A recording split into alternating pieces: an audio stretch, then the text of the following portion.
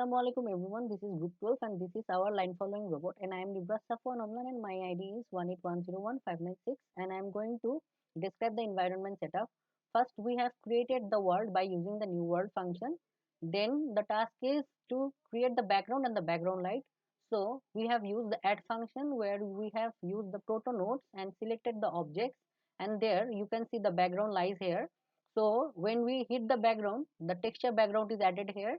Again we have used the background, again following the same steps we again select the backgrounds and then we add the texture background light, which is basically a directional light. Then the next task is to add the floor. For floor we have used the rectangular area as our floor. So you can see that we have used the add function and the proto nodes and their objects, and there you can see the floor is situated here and we have selected the rectangular area here from this place. So here we have set the rectangular floor size as 5 5, which means that the length and the width of the floor is 5:5. So now here there are the path is present and the robot is present and some trees are present. So the robot part will be told by my fellow teammate. Now I am going to describe the path which we have built from the Tinkercad app and imported it from imported this 3D model by as an object file. Now I am going to talk about the trees where we have added the trees. As you can see, there are basically 6 trees which we have added from the add function, and go to the proto nodes and the objects, and as you can see we have gone to the trees and there lies the big sassafras trees. That's all from me. My name is Adrita Bishas. My ID is 18101C06. I'm going to explain how we did the robot part. To add a robot, we go to the robot and we select the add sign. Then we open the base node and we select robot part to add robot in our project. We have two parts in our robot: translation and rotation. Translation is where robot operates according to XYZ, and rotation refers to the similar thing just in terms of axis angle.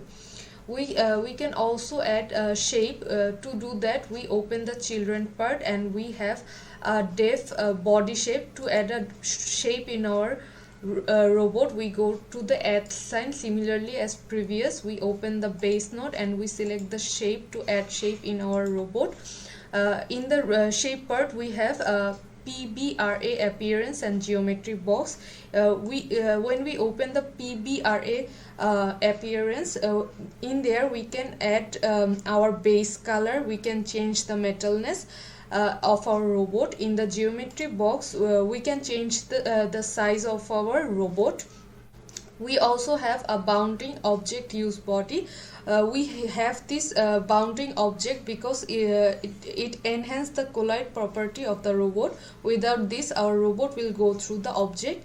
Next, we added the physics part where it has density, mass and friction of the object to make it seems like real life working. We also gave velocity to the motor. Then we have a distance sensor. To add a distance sensor, we have 3 distance sensor, right, mid and left. To add a distance sensor, we go similarly in the add option.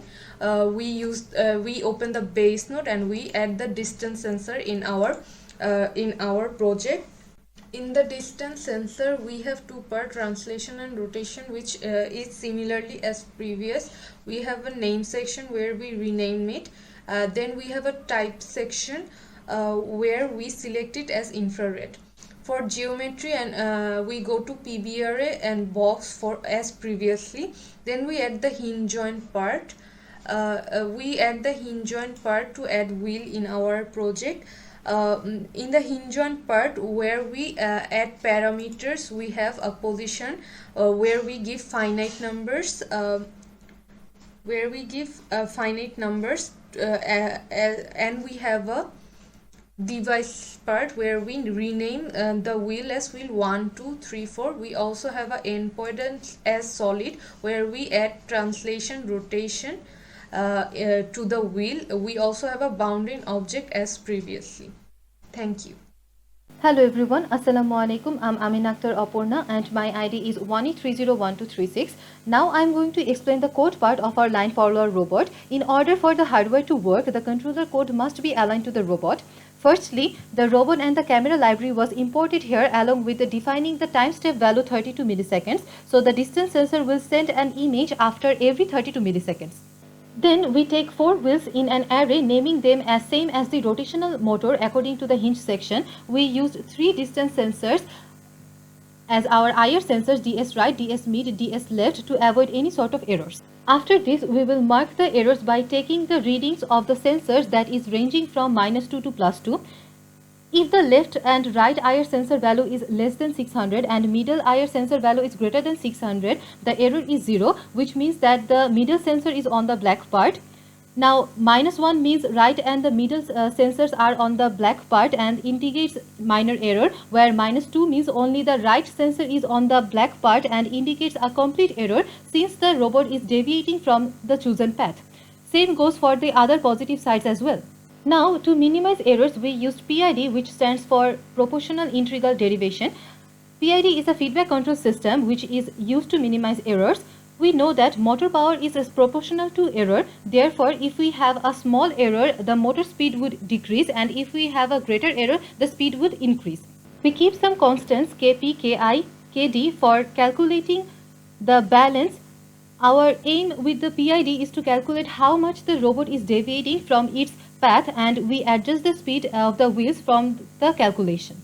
Then we calculate the value of the left and right speed using the max speed and balance.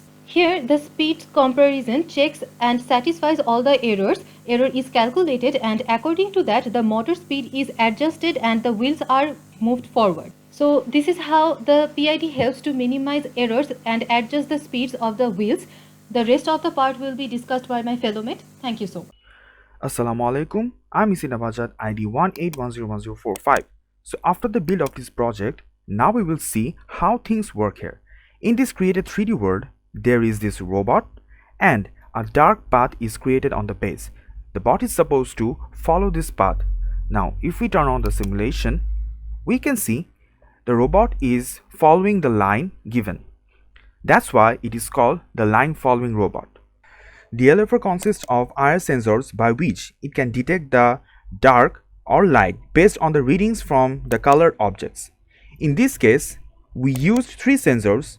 When the sensors are over the light background, the readings are around 538, and when the sensors are over the dark background, the readings are around 1000. According to this, the program code installed here sends command to the motors of the wheels to change the speed. From the readings of the sensor, an error value is calculated which mainly shows how much far the bot moved from the path. After that, this error value is used to calculate the expected speed of the motor to let the bot turn. This is called the PID algorithm.